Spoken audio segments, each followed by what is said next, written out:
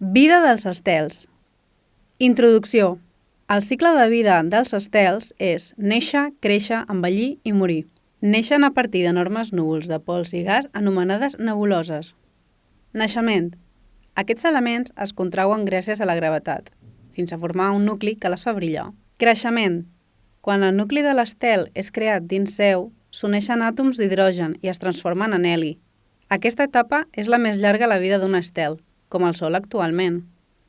Durada del creixement. Els estels amb massa similar al nostre Sol passaran milers de milions d'anys en aquesta etapa i després es convertiran en gegant vermella. Estels sense força.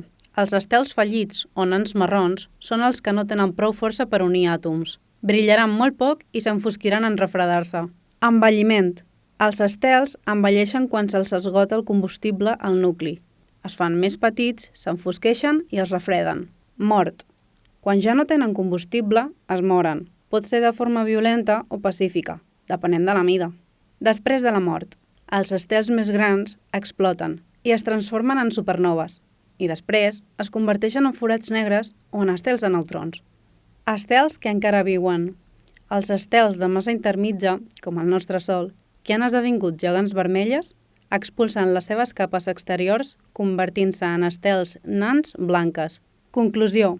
Al final de la mort d'un estel sempre neix una cosa nova i així el cicle torna a començar.